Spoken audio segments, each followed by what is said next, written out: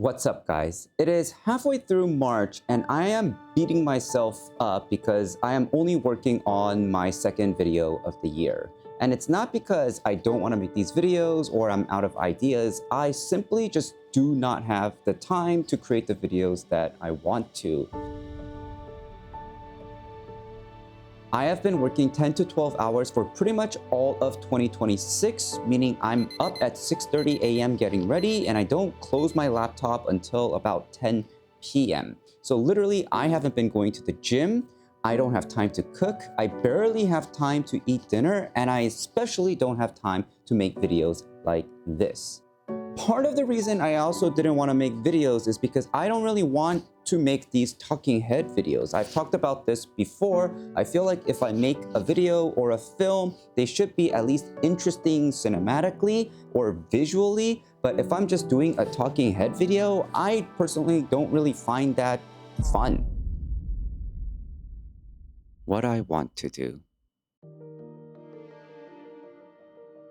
For example, if I tell you, like the other day, I was making coffee and I had this thought. I don't want to tell you that I was making coffee and I had a thought. I want to be able to show you that I had hot water, I had beans, and I was like concentrating. I want to make something filmic or cinematic or whatever you want to call it. What I don't want to do is just talk to the camera like this because I think this is no more than a podcast or a radio show. Another example of this is that if I were a painter, I want to create a colorful oil painting, but a talking head video to me is nothing more than a pencil sketch. But let's be honest, just because I can't make that colorful oil painting, should I not sketch at all? Because when I don't make a video at all, I become just a mental mess. I don't think it's the stress of work that actually kills me, which work is stressful, but I actually, I see progress and we're making money and I'm leveling up my career. So all of that is fine. But when I'm not creating, it feels like there's an itch that I can't scratch and it just lingers in my head for days and days and days until finally I'm sitting in front of a camera again. Putting lifestyle first is how you find a job, not a calling. Paul Kalanithi, from When Breath Becomes Air. In 2026, my mind and my soul, or whatever you want to call it, has shifted. I'm beginning to think that I need to create to have a happy life. And so every day that I don't create, I told you earlier, I am an emotional mess, a mental mess. I don't feel full.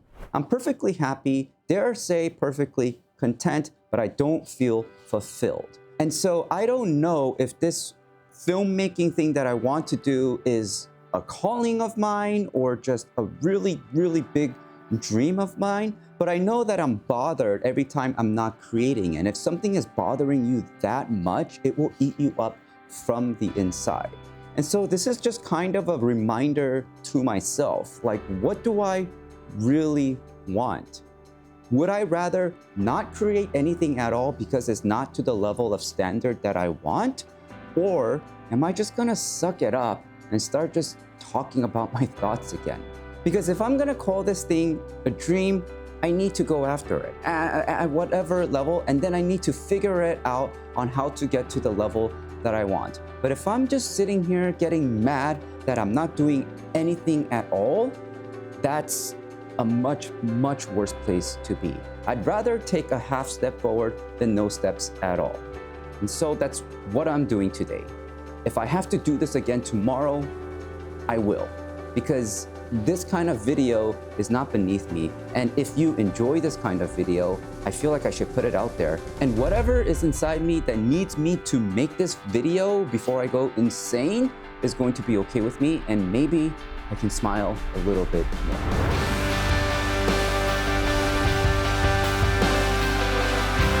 These clips are from a trip that ended pretty badly for us. And due to how it ended, I didn't think I would ever make a video with them. But despite ending badly, because I still recorded the good parts, I can share it with you today. And by sharing it with you, I can turn what I thought was a bad trip into a good one.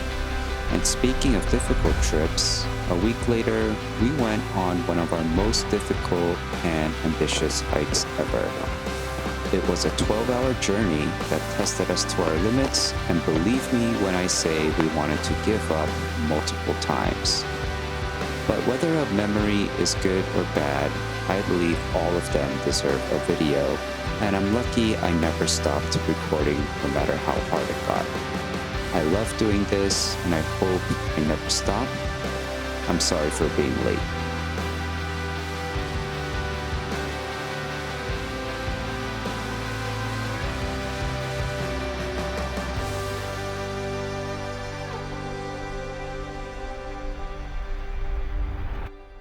That's it. That's it. And the other reason I have to do these things way more is because I just cannot talk to a camera. I feel so awkward in front of it. Like I can't do this. Like I have to get used to it. Like I have to practice because it's just so frustrating. You have no idea how awkward I feel talking to a camera. If you like this type of content, please like and subscribe. I will see you guys in the next one.